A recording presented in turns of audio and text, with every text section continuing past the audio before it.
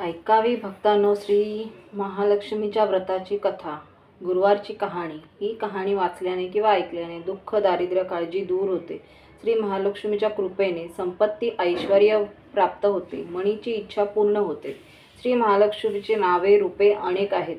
सर्व भूतांच्या ठिकाणी ती छाया, शक्ती, तृष्णा, जाती, लज्जा, शांती, श्रद्धा, कांती, वृत्ती, स्मृती, दया, दृष्टी, माता, अधिष्ठात्री व लक्ष्मी अशा रूपाने राहते. तिला नमस्कार असो.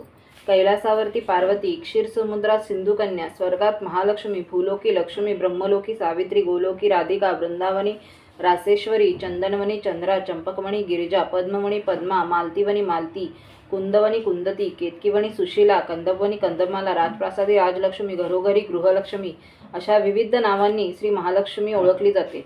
अशा सर्वांच्या परिचयाच्या व सर्वाभूती असलेल्या श्री महालक्ष्मीची ही कहाणी आहे. द्वापार युगात भारतभूतील सौराष्ट्र देशात भद्रश्रवा नावाचा राजा राज्य करी.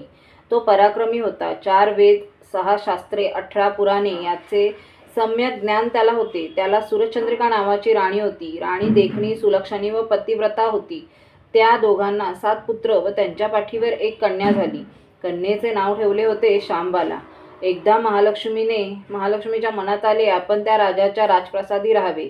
त्यामुळे राजा अधिक सुखी होईल व प्रजेला अधिक सुख देईल.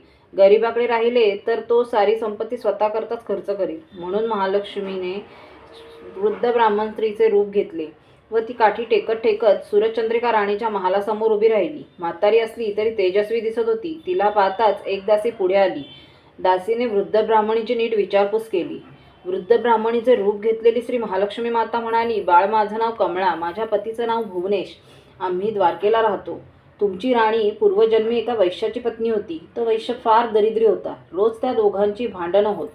मग नवरा तिला खूप मारझोड करी. या जाचाला त्रासलेली ती वैश्यपत्नी कंटाळली आणि घर सोडून गेली. राणीवणी उपाशी भटकू लागली.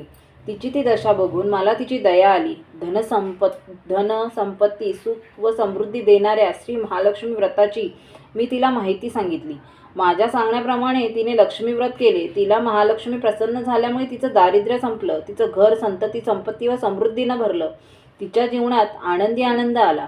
पुढे ते पती-पत्नी निधन पावले. लक्ष्मी व्रत केल्यामुळे ती दोघं लक्ष्मी लोकात राजवैभवात राहिली. त्यांनी जितकी वर्ष श्री महालक्ष्मी व्रत केलं तितकी 1000 वर्ष त्यांना सुखभोग मिळाले. या जन्मी त्यांचा जन्म राजकुळात झाला आहे. पण त्या राणीला लक्ष्मी व्रताचा विसर पडला आहे. त्याची आठवण करून देण्यासाठी मी मुद्दाम आले आहे. वृद्धेचे ते बोलणं ऐकून दासीच्या मनात जिज्ञासा उत्पन्न झाली. तिने वृद्धेला नमस्कार केला व म्हणाली, माताजी, मला त्या व्रताची माहिती व पूजाविधी सांगा. वृद्धेच्या रूपातील महालक्ष्मीने दासीला लक्ष्मी व्रताची माहिती दिली व महिमा सांगितला. मग ती दासी त्या वृद्धेचे उपकार मानून व तिला नमस्कार करून राणीला निरोप सांगण्यासाठी अंतपुरात गेली. राजवैभवावर लोळणाऱ्या त्या राणीला आपल्या ऐश्वर्याचा फार गर्व झाला होता. संपत्तीमुळे व सत्तेमुळे ती उन्मत्त झाली होती. म्हातारीचा निरोप ऐकून ती रागारागाने व तावातावाने आली आणि त्या वृद्ध ब्राह्मण स्त्रीला फटकाळपणे बोलली. तिला तिचा धक्काबुक्की केली. ती वृद्ध ब्राह्मण स्त्री म्हणजे प्रत्यक्ष लक्ष्मीच होती हे काही राणीला कळले नाही. राणीचा तो उद्धटपणा पाहून महालक्ष्मीने तेथे न राहता स्वस्थानी जायचे ठरविले. ती राजद्वारातून निघाली. वाटेत तिला शांबाला भेटली. शांबालेला सगळी हकीकत कळली. तिने त्या वृद्ध ब्राह्मण स्त्रीची क्षमा मागितली. तेव्हा श्री महालक्ष्मीला तिची दया आली. तिने शांबालेला लक्ष्मी व्रताची माहिती सांगितली. तो दिवस होता मार्गशीर्ष महिन्यातला पहिला गुरुवार. राजकन्येने महालक्ष्मीचे व्रत सांगितल्याप्रमाणे भावभक्तीने केले. त्यामुळे सिद्धेश्वर राजाच्या मालाधर या राजपुत्राशी तिचा विवाह झाला. ती पतीसह राजवैभवात नांदू लागली. इकडे मात्र महालक्ष्मीचा कोप झाल्यामुळे भद्रश्रवावर आणि सूरचंद्रिका यांचे राज्य, ऐश्वर, वैभव सर्व गेले व त्यांच्या अण्णांना दशा झाली. एके दिवशी सूरचंद्रिका आपल्या पतीला म्हणाली, आपला जामात राजा आहे, खूप श्रीमंत आहे. त्याच्याकडे जा, आपले हाल सांगा, त्याला दया येईल, तो आपल्याला सहाय्य करील. त्याप्रमाणे भद्रश्रवा जावयाच्या राज्यात आला. तो तळ्याच्या काठी बसला असताना पाणी नेण्यासाठी आलेल्या शांबालेच्या दासींना तो दिसला. त्यांची राजलक्षणे जाणून दासींनी त्याचे नावगाव विचारले. तो शांबाला राणीचा पिता आहे हे कळल्यावर दासी धावत धावत शांबालेकडे गेल्या. त्यांनी सर्व हकीकत तिला सांगितली. दासीकडून राजवस्त्रे पाठवून श्यामबालेने आपल्या पित्याला मोठ्या थाटामाटाने राजवाड्यात आणले. आदर सत्कार केला. नानापरीचा पाहुणचार केला. तो परत जायला निघाला असताना तिने हंडा भरून धन दिले. भद्रश्रवा घरी आला. सूरजचंद्रिकेला आनंद झाला. तिने हंडा उघडले तो काय, हंड्यात द्रव्य नव्हते, कोळसे भरलेले होते. महालक्ष्मीच्या अवकृपेने हा चमत्कार घडून आला होता. काही दिवसांनी सूरजचंद्रिका आपल्या लेकीच्या घरी गेली. तो दिवस होता मार्गशीर्षातला शेवटचा गुरुवार.